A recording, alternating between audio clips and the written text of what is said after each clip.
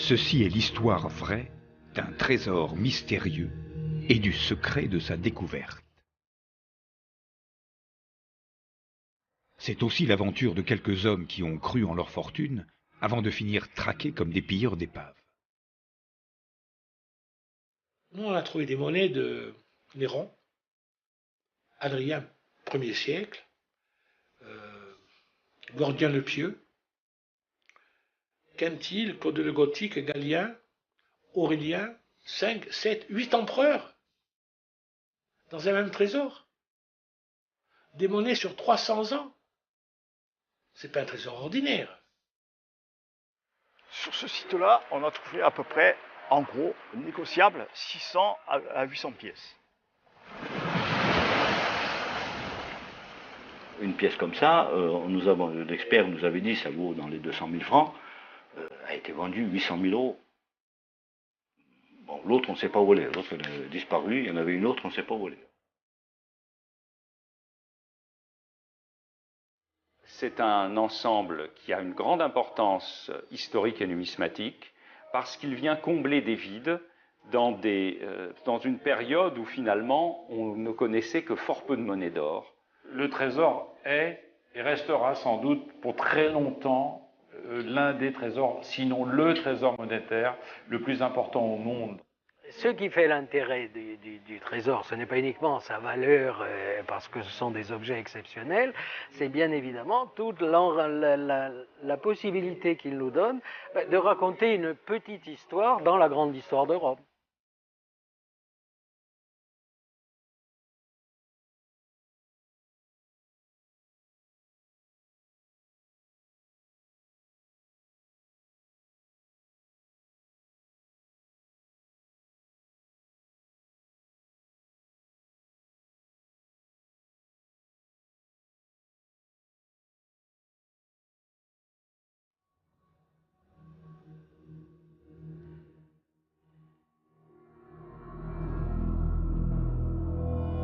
Cette histoire a commencé il y a 1700 ans et dure encore aujourd'hui.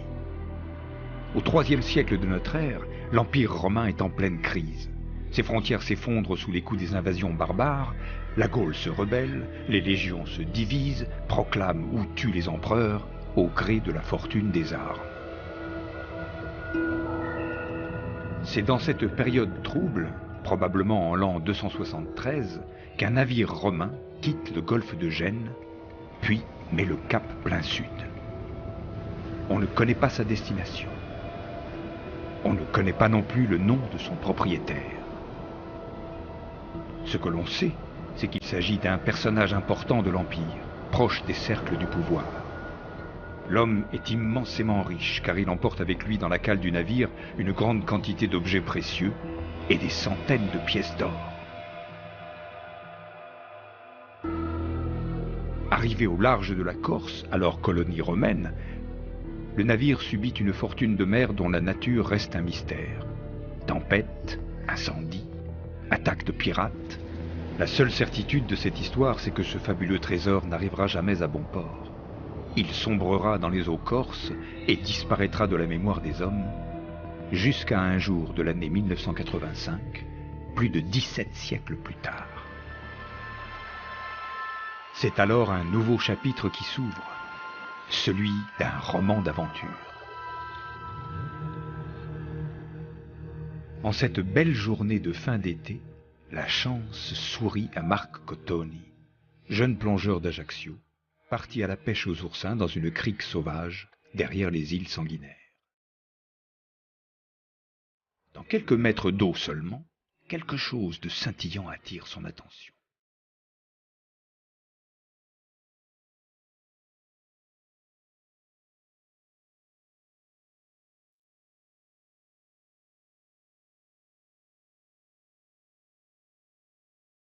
Mais comme on lui a promis une belle somme pour sa pêche, il retourne à ses oursins.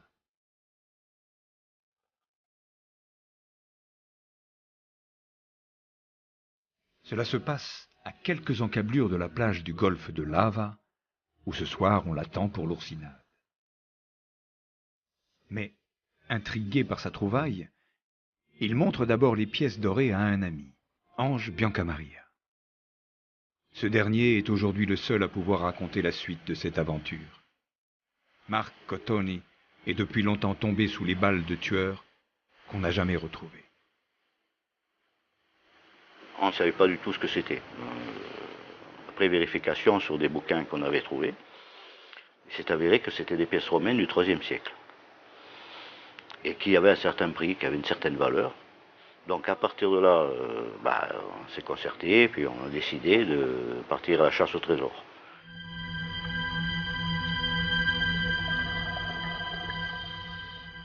Dans les semaines qui suivent, sans ébruiter leurs trouvailles, les deux amis continuent à ramasser les pièces d'or par dizaines. Mais ces monnaies aussi lourdes que mystérieuses commencent à leur brûler les doigts. Ils profitent de ce magot inespéré pour mener grand train. Ils en vendent quelques-unes à Ajaccio, sous le manteau, à faible prix. Puis font la tournée des bars, jouent au casino, rejoints par Félix Biancamaria, le frère d'Ange. 24, 28, 30, 40, 43. Aujourd'hui, Félix ne joue plus avec les pièces d'or. Mais à l'époque, il aimait miser gros. Sa fortune a fondu depuis qu'il avait décroché le jackpot en se rendant il y a 28 ans chez un numismate parisien. Monsieur Vinchon, c'était un expert, un numismate, qui était très connu sur la place, en Europe, hein, il faisait des ventes un peu partout. Il me reçoit dans son cabinet et il regarde les pièces avec son machin. Et en fait, il me dit, où est-ce que vous avez trouvé ça? C'est là que je lui dis, mais on les a trouvés en faisant des oursins. Il me dit rien. Ok, ça va, bon. Et il regarde les petites pièces, et à l'intérieur des petites pièces, je l'ai su plus tard, c'était un cantide. Et cantide, la seule pièce de cantide qui avait été trouvée, c'était celle-là. Donc ça valait, à ce moment-là, ça valait très très cher, puisque c'était un modèle unique. Ça devenait une pièce unique au monde.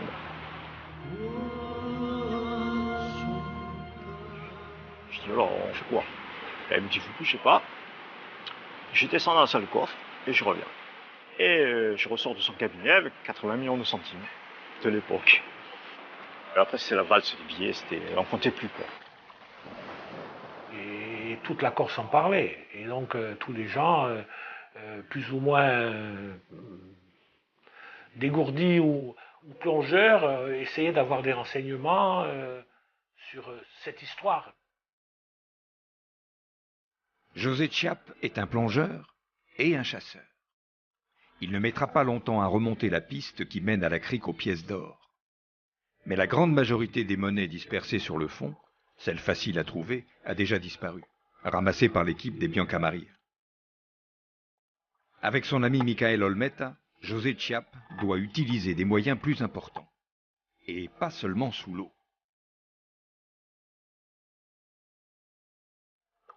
Il s'agissait quand même de millions de francs. On était parfaitement conscients que ce n'était pas des billes qu'on ramassait. Hein, parce qu'il y avait eu déjà quelques ventes de monnaie qui avaient été faites. Bon, et ça représentait beaucoup d'argent. Hein. C'était une mine d'or à ciel ouvert. Hein. Donc on était obligé de prendre certaines précautions. Lorsqu'on arrivait sur le site, il y avait toujours un guetteur, un surveillant qui s'était mis sur un rocher qui était au-dessus, parce qu'on pouvait aussi se faire attaquer, on pouvait se faire dévaliser. Des gens qui ramassent des monnaies d'or, c'est des proies faciles, hein, surtout quand ils sont dans l'eau. Hein. Il était même fusil de chasse, il surveillait l'endroit.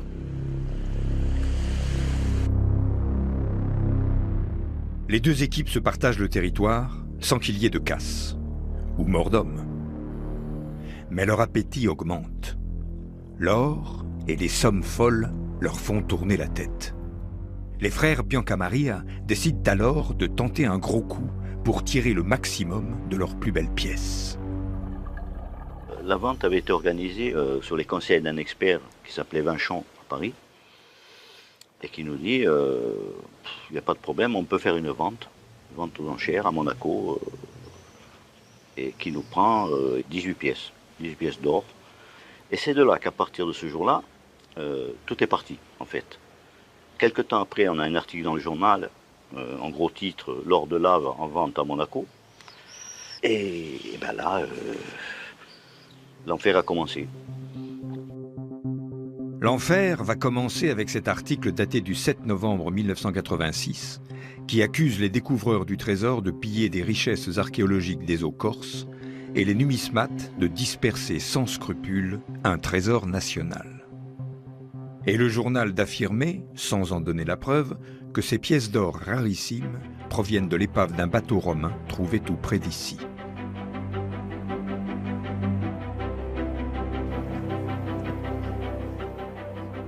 C'est sur le même type de navire, quoique de taille plus modeste, que navigue aujourd'hui Patrice Pommet, passionné d'histoire de l'architecture navale et directeur de l'archéologie sous-marine à l'époque de la découverte. À la barre de cette réplique d'un bateau de l'Antiquité qu'il vient de construire, il se rappelle avec précision comment la nouvelle du journal corse a éveillé la curiosité des autorités et est devenue une affaire d'État.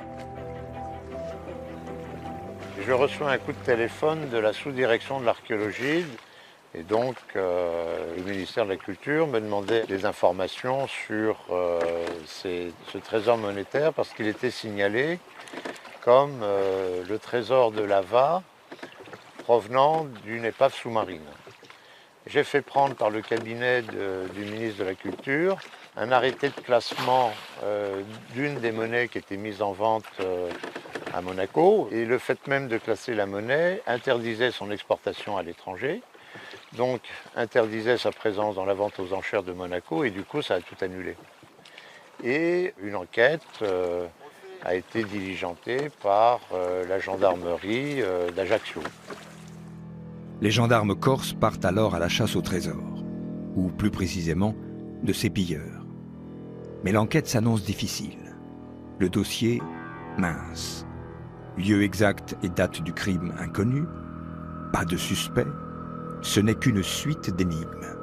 Puis, une nuit, le téléphone retentit à la gendarmerie et une voix qui requiert l'anonymat porte à la connaissance de l'officier de garde. En ce qui concerne le trésor de lave dont le journal a parlé, je vous donne les noms des personnes impliquées dans cette affaire. Bianca Maria, avenue de Kennedy, Marc Cotoni, pompier, Michael Olmeta, fabricant de tenues de plongée, Chiappe José, employé à la DASS. Plus d'une dizaine de personnes ont été interpellées hier par le groupement de gendarmerie d'Ajaccio dans le cadre de l'affaire de Lave. Les gendarmes ont agi sur commission rogatoire délivrée par le parquet d'Ajaccio. Une information a en effet été ouverte pour cette affaire et certaines personnes pourraient être inculpées de détournement et recel d'épaves maritimes. D'autre part, les pièces mises en vente puis retirées de la vente la semaine dernière à Monaco ont été saisies par le parquet d'Ajaccio à Paris.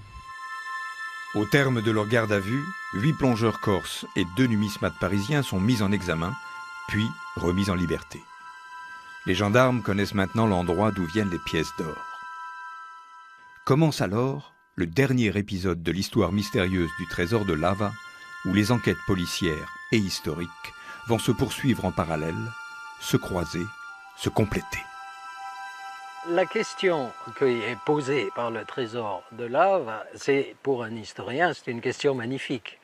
C'est une question magnifique parce qu'on est devant un ensemble archéologique extraordinairement riche, qui pose des problèmes extraordinairement importants, puisqu'on le retrouve dans une zone à mi-chemin entre la mer et la terre ou dans une zone côtière rocheuse, dans un lieu où, a priori, il n'a aucune raison d'être.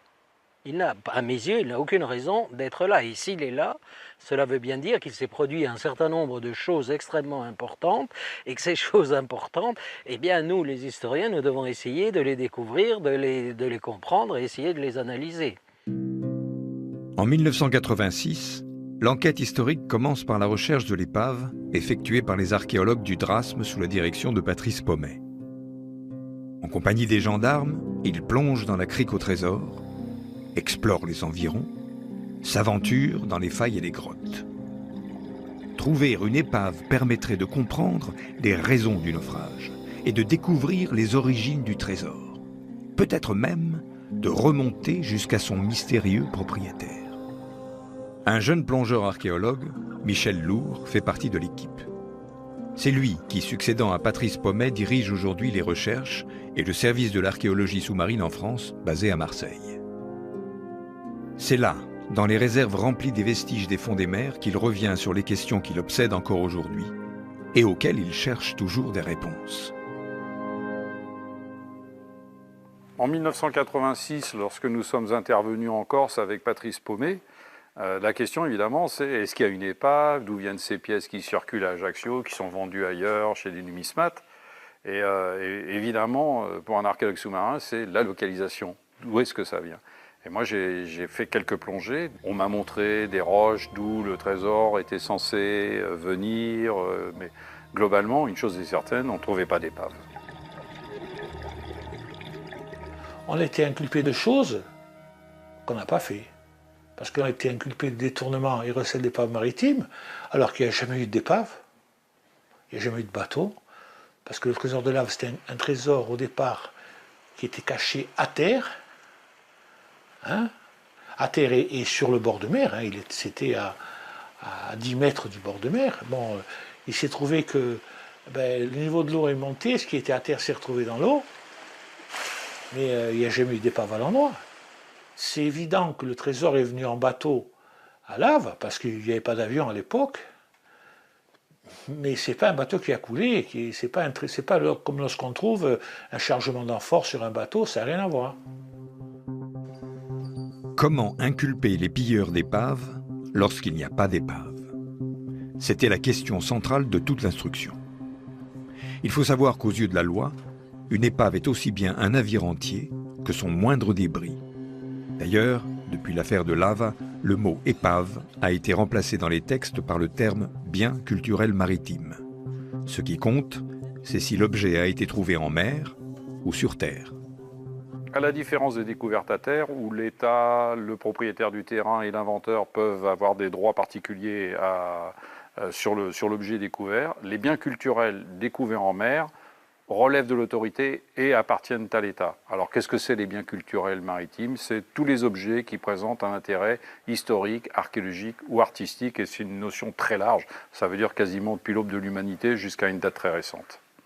Il défie quiconque de trouver des pièces d'or et d'aller les rendre. À qui? On ne sait pas. Donc on les a trouvées, on les a vendues. Personne n'est venu nous dire qu'il ne fallait pas les vendre. Ni les acheteurs, ni ceux qui savaient qu'on vendait, ni ceux qui nous ont conseillé de les vendre. Personne ne nous a dit ça. Donc nous, on était... Moi, à l'époque, j'avais 28 ans. Les lois, c'était pas pour moi, je veux dire. Alors que même les juges et les avocats s'affrontent autour des lois sur les découvertes de trésors, l'affaire se corse. Le milieu et les réseaux de blanchiment d'argent s'en mêlent. Les sources judiciaires évoquent, à mots couverts, quelques dégâts collatéraux. Autrement dit, des morts suspectes de personnes impliquées dans le dossier. L'enquête sur la pêche aux oursins prend alors une autre dimension. À cette époque-là, en 87, je ne sais pas si les gens vont se souvenir, mais il y avait énormément de meurtres entre les fractions nationalistes. Donc il y avait peut-être 2-3 morts par semaine, par mois, je ne sais plus. Et la brigade de recherche d'Ajaccio était focalisée sur le trésor de lave. Je pense qu'il y a eu à peu près dans cette affaire 300 personnes qui ont plus ou moins été en garde à vue. On a contrôlé tous les comptes, on a fait toutes les banques, enfin, on fait la totale. C'est le casse du siècle. Voilà. Les investigations et les batailles de procédure vont durer 8 ans. Un record dans les annales de la justice. Ce n'est qu'en novembre 1994 que s'ouvre devant le tribunal d'Ajaccio le procès de 6 découvreurs corses et de 2 numismates parisiens. Une bataille juridique où s'affrontent l'histoire et le droit s'engage alors entre les juges et les avocats. Car l'enjeu est de taille. La défense demande la restitution des pièces aux plongeurs corses. Le ministère public n'a pas l'intention de laisser ce trésor exceptionnel échapper aux collections de l'État. Après les débats, émaillés par les querelles des experts autour des lois floues ou abrogées, les 8 prévenus seront condamnés pour détournement et recel d'épaves maritimes à des peines allant de 6 mois à 18 mois de prison, assorties de sursis, et à des amendes de 20 000 à 200 000 francs. Bon, c'est vrai qu'on n'a pas été condamné trop sévèrement parce qu'on aurait pu nous condamné beaucoup plus sévèrement, mais je crois que le juge il a pris la mesure de l'affaire. Il a compris que bon, qu'on était en fin de compte une bande d'imbéciles, c'est vrai, et que on s'est fait spolier, mais bon, moi je maintiens que le trésor de Lave, il a profité aux numismates parisiens et pas aux découvreurs corses. Parce que lorsqu'on a une petite idée de ce qui a été trouvé et de ce que ça a rapporté, les brigands, entre parenthèses corses, ils ont eu les yeux pour pleurer. À Paris, c'est dans le quartier de la Bourse qu'est concentré le commerce de l'or et des monnaies anciennes. Les offres alléchantes s'affichent aux devantures et dans les vitrines des boutiques fréquentées par des collectionneurs du monde entier. C'est contre ceux qui ont trempé dans l'affaire de Lava que les découvreurs, ou les pilleurs corses, gardent une solide animosité. Ils auraient été mal conseillés, voire spoliés par certains, qui leur auraient acheté au poids des pièces soi-disant abîmées avant de les revendre des fortunes. Il n'y a pas que les chercheurs de trésors que l'or enfièvre. 2 numismates parmi les plus réputés seront condamnés pour recel. Aucun ne souhaite aujourd'hui évoquer ses souvenirs, ni dévoiler ce côté sensible et obscur de l'affaire.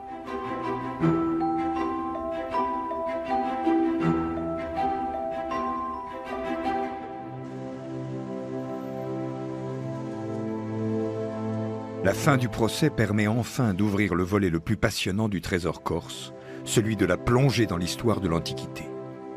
Depuis longtemps, les spécialistes attendaient que les pièces d'or gardées sous les scellés de la justice soient mises à leur disposition. Déposées au cabinet des médailles de la Bibliothèque nationale de France, les pièces de Lava sont étudiées sous tous leurs aspects. Trop précieuses, entourées du contexte juridique et sulfureux de leur découverte, elles sont préservées du regard du public et c'est une chance exceptionnelle de pouvoir les contempler. Le trésor de Lava est un trésor assez exceptionnel parce qu'il est l'un des grands ensembles que nous connaissions pour cette période, par ailleurs peu documentée, de la crise de l'Empire, de la deuxième moitié du IIIe siècle. Ici, c'est un trésor qui s'arrête au début des années 270. Cette période des années 250 à 280 après Jésus-Christ, c'est une période de très grands troubles, d'une période de très grande crise dans l'Empire romain. Donc, c'est une période extrêmement favorable à l'enfouissement de trésors parce qu'il y a beaucoup de troubles, mais très curieusement, on avait jusqu'à présent fort peu de trésors de monnaie d'or. Et le trésor contient, on en voit ici quelques exemples, non seulement les pièces d'or courantes, ce qu'on appelle l'aureus, la pièce dorée à Rome, mais contient aussi de magnifiques multiples de plusieurs auréis qui ont une qualité en plus artistique tout à fait manifeste. Ça, c'est un médaillon de l'empereur Galien, tout à fait remarquable par sa qualité esthétique, évidemment d'une grande valeur également commerciale et comme numéraire à l'époque, avec au revers un type monétaire qui n'était pas connu avant le trésor de Lava, où on voit les mains jointes symbolisant la concorde dans une couronne de laurier, et c'est marqué la concorde du peuple romain et de l'armée. Chaque découverte de monnaie d'or de quelque importance pour cette période nous apporte des éléments totalement inédits et je dirais même imprévisibles.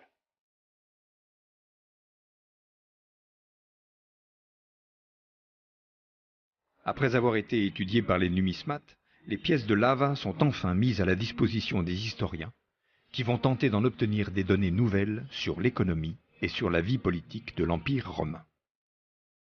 Georges Duperrot est spécialiste de l'histoire monétaire. Il sait faire parler ses pièces d'or. Les monnaies les plus importantes de Lava, c'est évidemment cette série de médaillons, les médaillons de Galien avec les mains jointes, ou la série de monnaies de Quintil, qui étaient rarissimes, voire inconnues. Il est évident que ce que Lava apporte, c'est un éclairage extrêmement ciblé, mais extrêmement important, et qu'on ne reverra jamais pour cette période de la fin du IIIe siècle.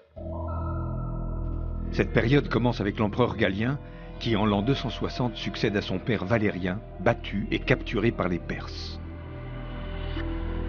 Il règne pendant 8 ans, bataillant aussi bien contre les révoltes dans les Balkans que contre les invasions sur le Danube et sur le Rhin, reculant devant les empereurs usurpateurs en Gaule.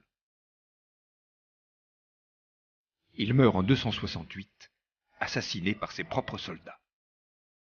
C'est l'armée, et non plus le Sénat, qui choisit son successeur, sorti de ses rangs, Claude II. Cet empereur-soldat réussit à endiguer le péril germanique au nord, à battre les Alamans sur le Danube, à ramener l'Espagne sous son administration, puis à récupérer les provinces perdues à l'est en y battant les envahisseurs goths, d'où son surnom, Claude le Gothique. À sa mort, c'est son frère Quintille qui lui succède. Mais les légions le jugent trop jeune et éloigné de ses troupes qui se battent contre les barbares dans les vastes plaines du Danube. Elles se révoltent contre lui, lui préférant un commandant aguerri. Quintille, empereur éphémère ayant régné quelques semaines seulement, choisit de se donner la mort. Son rival victorieux, Aurélien, proclamé empereur par ses soldats, entreprend alors la reconquête de la Gaule et la reconstruction de l'Empire. Nous sommes dans les années 250-270 et nous sommes au moment où l'empereur Aurélien prend le pouvoir puisque la monnaie la plus récente du trésor, c'est une des premières monnaies qui a été frappée lorsqu'Aurélien a été reconnu à la fois par les légions et à la fois par le Sénat comme étant le nouvel empereur de Rome. L'Empire sort de pratiquement un demi-siècle de guerre civile. Elles ont ruiné l'Empire. Elles ont donné l'occasion aux envahisseurs de rentrer dans l'Empire, parce que les légions n'étaient plus sur les frontières. Donc il s'agit à la fois, et c'est important pour Aurélien, de restaurer la monnaie, de faire des réformes monétaires, mais également de pacifier l'Empire et de recréer l'administration. On ne recrée pas l'administration sans recréer de la monnaie, parce que recréer de la monnaie, c'est créer l'impôt. Créer l'impôt, c'est pouvoir dépenser, et pouvoir dépenser, c'est restaurer l'Empire. Sans Aurélien, il n'y a pas la reconstruction d'Empire, il n'y a pas la reconstruction d'un empire chrétien, il n'y a pas le fondement de nos sociétés médiévales et de nos sociétés modernes. Dans notre système monétaire actuel, le billet le plus important est un billet de 500 €. Ça pourrait correspondre, grosso modo, à un auréus d'Aurélien. Nous avons dans ce trésor des multiples, de 8, parfois 8 auréi. C'est exactement comme si la Banque centrale émettait des pièces, ou des billets plutôt, valant 8 ou 10 fois le billet de 500 €. Mettons des billets à 4 000, 5 000, 10 000 €. Et donc nous accédons via l'AVA à la volonté réelle de l'empereur de distribuer des sommes spécifiques, mais également de se mettre en valeur lui-même avec une iconographie particulière. Donc l'un des règnes relativement bien représentés dans le trésor de l'Ava, autour de 89 exemplaires, est le règne de l'empereur Claude, dont on voit ici le nom, Claudius. Et ce qui est remarquable dans ces séries monétaires, c'est la manière dont le graveur a fait le portrait de cet empereur, avec un buste très haut en relief, un visage extrêmement expressif, des traits tout à fait identifiables. Donc on voit ici le front proéminent, le nez, la barbe aussi, qui renvoie à la vertu du soldat qui passe son temps à combattre les barbares. Et ce qui est également tout à fait spectaculaire, ce sont les éléments qu'on voit ici sur la cuirasse. Cette cuirasse qui montre la vertu de cet empereur Claude II, qui était un empereur soldat issu du rang de l'état-major. Et on voit en particulier ici les pans du manteau de général qu'on appelle le paludamentum, un manteau de couleur pourpre. Ici, des éléments de protège-épaule de la cuirasse. Et enfin, sur l'épaule gauche, un attribut également tout à fait important des empereurs, il s'agit de l'égide, qui lui permet de bénéficier de la protection des dieux. Vraiment, le trésor de l'Ava, c'est quelque chose d'exceptionnel.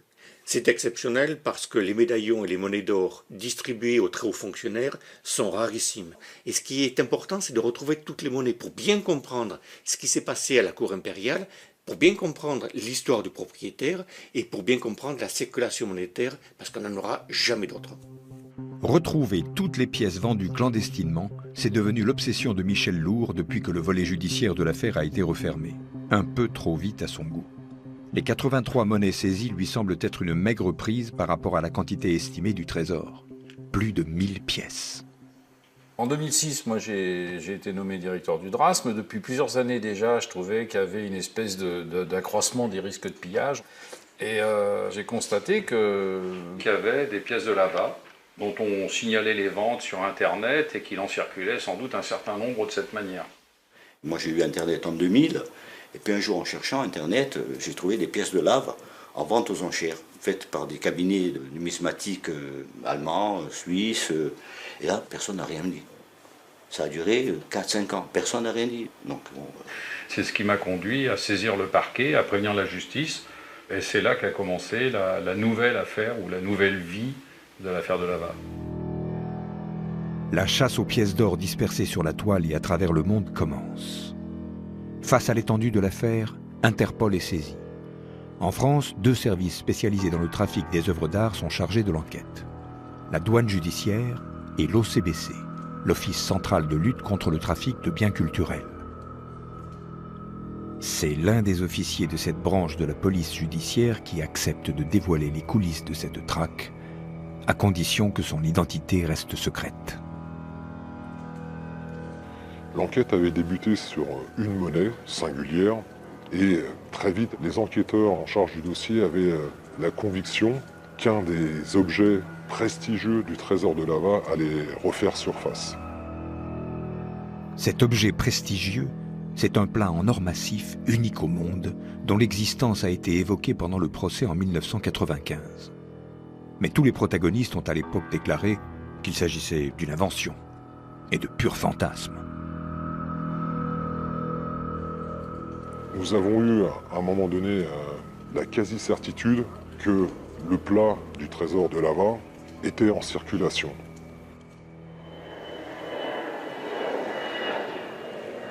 Il a fait le tour du monde, là, le plat. Il est allé un peu partout. Il est allé aux États-Unis, en Angleterre, en Allemagne, en Belgique, en Suisse. Il y a peut-être 20 personnes qui l'ont entre les mains, qui ont cherché à le vendre. Et en fait, ça ne s'est pas fait tout simplement parce qu'il y avait trop d'intermédiaires.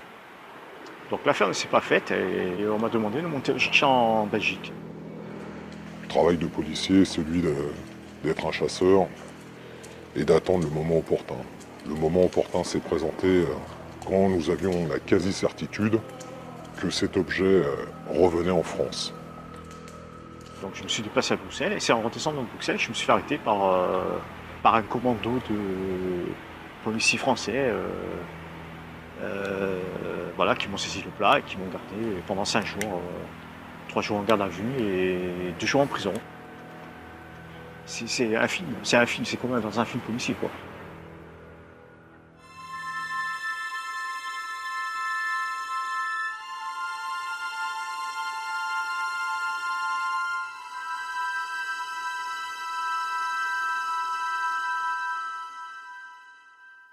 C'est un objet qui a été produit dans le cours de la seconde moitié du IIIe siècle après Jésus-Christ.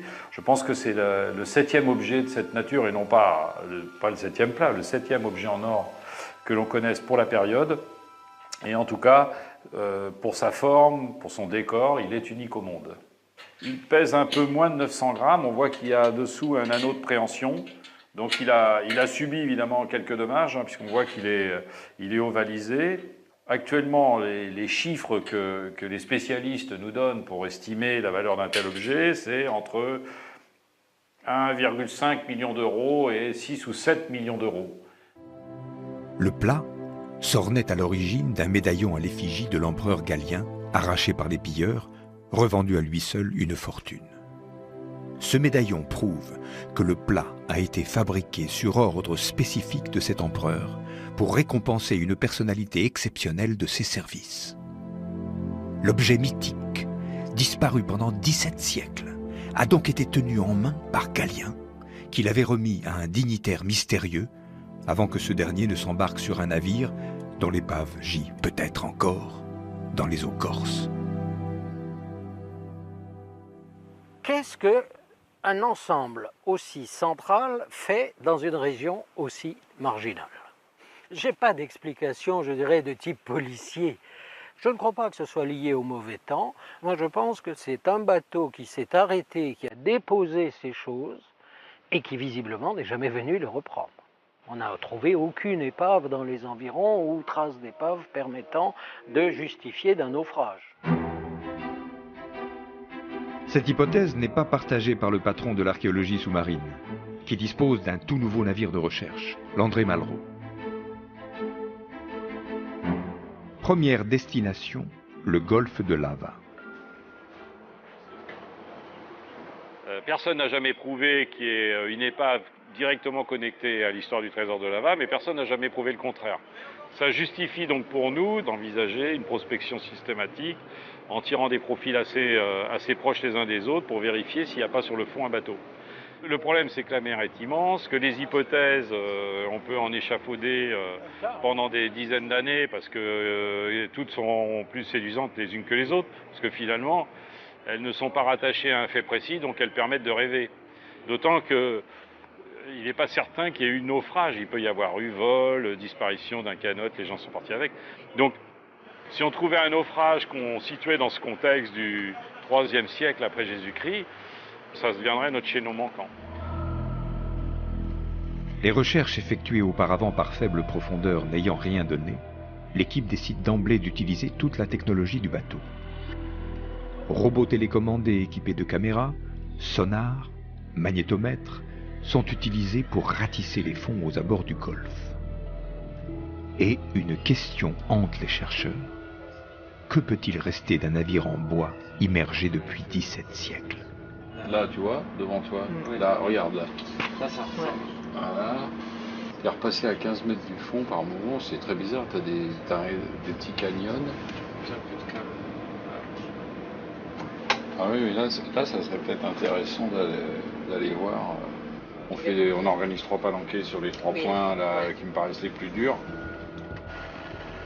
Au bout de plusieurs heures, quelques anomalies suspectes sont détectées au fond, mais les appareils ne peuvent pas fournir d'indications précises.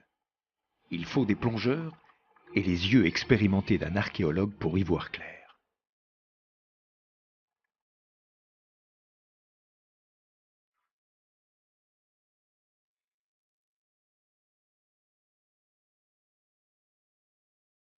Les recherches sont vite limitées par le temps dans des profondeurs qui dépassent les 50 mètres.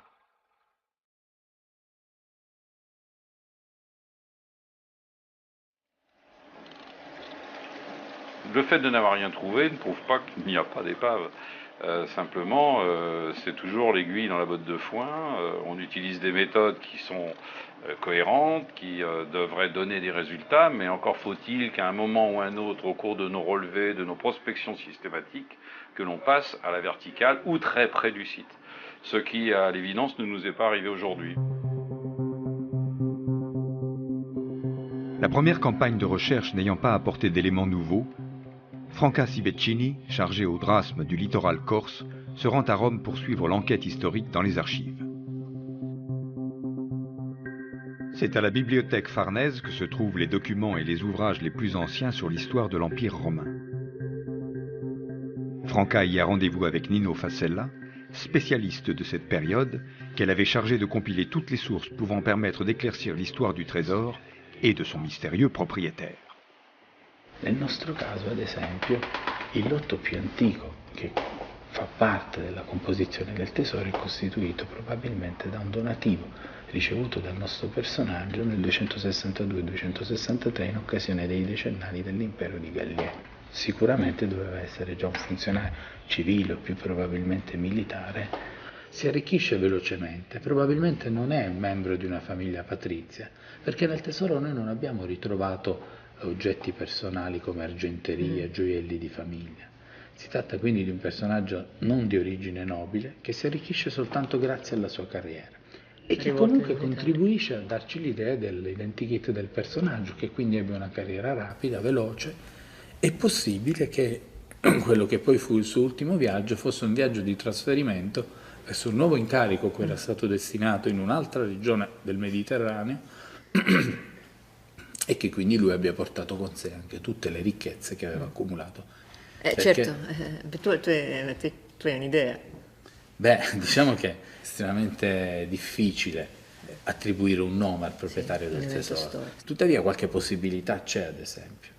Giulio Placidiano potrebbe essere per certi aspetti un buon nome per il nostro identikit, perché si tratta di un personaggio leale all'impero, perlomeno sin dal tempo di Claudio Gotico, ed ebbe una folgorante carriera come il nostro personaggio. E lui quando muore cosa ha fatto? Giulio Placidiano praticamente sappiamo che divenne ben presto prefetto del petrolio e poi del pretorio e poi console nel 273 d.C. e di lui non si sa più niente dopo il 273. Potrebbe essere semplicemente una coincidenza. In ogni caso si tratta comunque di un mistero estremamente affascinante.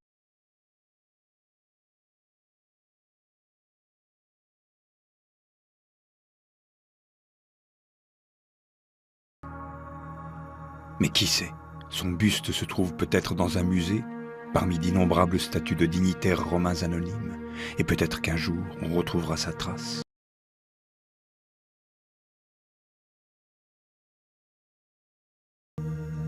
Après Rome, Franca Sibeccini poursuit son enquête à Sartène, au musée archéologique de Corse, où est entreposée la moitié des pièces saisies en 1987. Le musée, spécialisé dans la préhistoire, abrite aussi les collections qui remontent jusqu'à la nuit des temps et bien sûr jusqu'à l'occupation de la Corse par les Romains. C'est la question à résoudre. C'est là que Franca espère trouver quelques indices qui pourraient l'aider à résoudre l'énigme du naufrage, aidé par le directeur du musée, Paul Nebbia. Ce dernier veille jalousement sur les pièces d'or de Lava, mais son désir serait de récupérer pour ses collections l'ensemble du trésor, l'autre moitié des pièces entreposées à Paris et même le plat en or. Paul Nebbia est non seulement historien et archéologue, c'est aussi un homme du cru, qui peut obtenir des informations auxquelles les chercheurs venus sur l'île n'ont pas forcément accès. Dans le trésor de Lave, il y aurait, outre le plat qui a été saisi par les douanes à Roissy, une petite statuette en or, une trentaine de centimètres de haut, représentant un personnage féminin. Mais celui-ci, je crois que les services de douane n'ont ni la photo, ni la certitude. Oui, la statue, non, la statue c'est complètement faux, c'est encore une invention ajaxienne. Donc la statue elle n'a jamais existé, c'est pas vrai. De toute façon, la statue on l'aurait trouvée de toute façon. J'ai entendu dire qu'il y avait une statuette avec une... Attendez, c'était quoi déjà c'était une huître des temps de Diane. Une huître, bon, une statuette, 80 kilos. Franchement non. Écoutez, en fait, moi je n'ai jamais vu. Maintenant si elle existe, peut-être qu'elle existe ailleurs, mais moi je ne l'ai pas vue. Je pense avoir des sources sérieuses là-dessus. Je pense que la statuette existe, ou existait. Le plus complexe dans cette affaire de Lava, c'est qu'on a été nourri de tas d'informations dont on ne pouvait pas vérifier la véracité. On a entendu parler d'un plat, là effectivement on a eu un dessin en 86 et on savait qu'il existait quelque part et on s'est battu pendant 25 ans pour le retrouver, mais des informations encore plus ténues, on nous a parlé notamment d'une statue en or. Là, manifestement, très peu de protagonistes de l'histoire, si elle a existé, l'ont vue. Et depuis 25 ans, le questionnement, c'est est-ce que cette statue a vraiment existé? Pour les enquêteurs chargés du volet judiciaire, cela fait trop d'énigmes non résolues. Ils décident alors de monter dans le plus grand secret une opération sans précédent. 2 vedettes, un hélicoptère, plus de 50 policiers, douaniers et gendarmes sont mobilisés pour fouiller systématiquement les eaux du Golfe en compagnie des archéologues. On s'est rendu compte qu'il y avait un des sites de Lava, ou le site de Lava, qui attirait encore beaucoup de monde, beaucoup de plongeurs entre guillemets indélicats. Et on est là pour que l'État, entre guillemets, donc avec le DRASM, amène le volet protection du patrimoine et prospection sur le site, en sachant que le volet judiciaire est en cours et toujours en cours. Voilà. L'objectif précis de l'opération doit demeurer secret, mais il est permis de supposer que la recherche d'une cache pouvant abriter une statue en or en fait partie.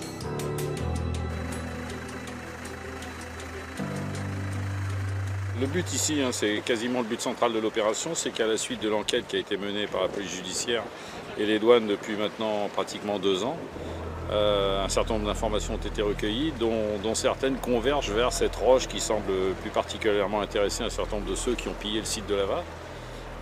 Et du même coup, on manifeste le même intérêt que ceux-là. Notre souhait, là, maintenant, c'est de purger le site de cette hypothèque archéologique, la possibilité qu'il y ait du mobilier de Lava sous cette roche. En tout cas, ça lèvera le doute, et pour eux et pour nous, je dirais. Mais pour nous, c'est essentiel de ne pas arriver les derniers.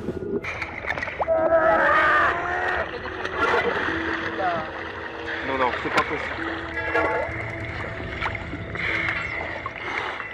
Il y a des blocs qui ne tiennent plus, ils sont imbriqués les uns dans les autres, mais quand tu pousses avec la baramine, ils bougent, quoi.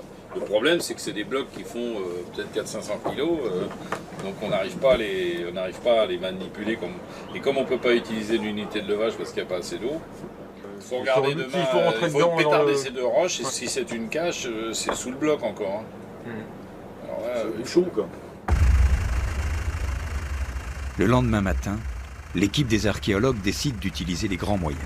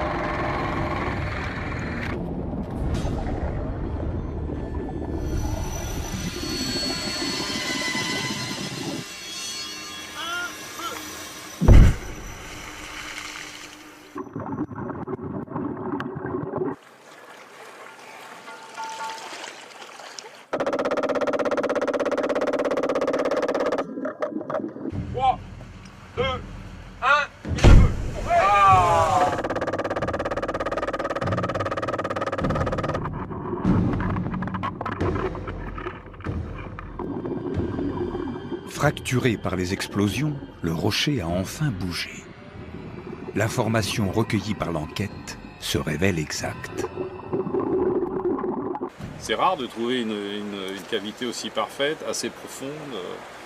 Et on peut admettre, je ne sais pas si c'est le cas, mais en tout cas c'est une hypothèse qui pourrait avoir du sens, de penser que ça a pu servir à cacher quelque chose d'important. Quelque chose d'important, comme une statue en or de 20 kilos par exemple. Sauf qu'elle n'est pas là, ou n'est plus là. Mais l'opération qui devait demeurer secrète s'ébruite. En Corse, même les rochers ont des oreilles.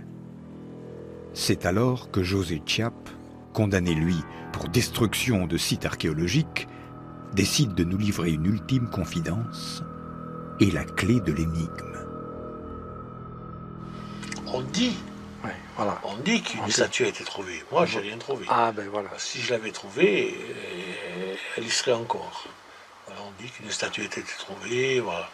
Et il paraît qu'elle aurait été proposée dans un premier temps au directeur de la Drasve de l'époque, qui a refusé de l'acheter au poids. Au poids de l'or, ouais. Puisqu'elle était en or. Ah ouais. Il a dit que c'était une honte, que ça partait à l'État, qu'ils n'avaient pas à payer. Apparemment, il leur a répondu que ça appartenait à ceux qui l'avaient trouvé et qu'elle finirait fondue si ça continuait. Et puis c'est ce qui s'est passé.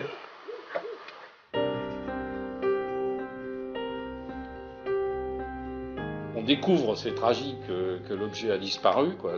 C'est mortel, il a tenu peut-être 2000 ans et d'un coup, on découvre qu'on ne le reverra jamais.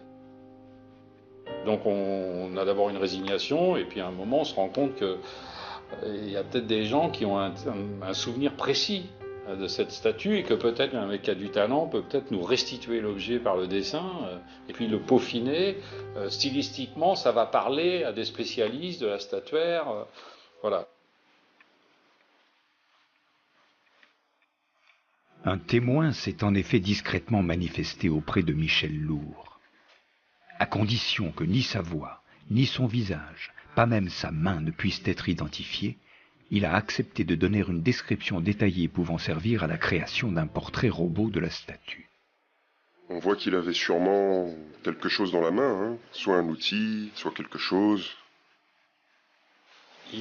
En fait, c'est le mouvement des jambes qui le déplace, et donc du coup, il est presque dans un mouvement comme ça, quoi. Enfin, il est comme ça, quoi. Voilà, exactement. Lui traitait un peu plus petite par rapport à la main, hein.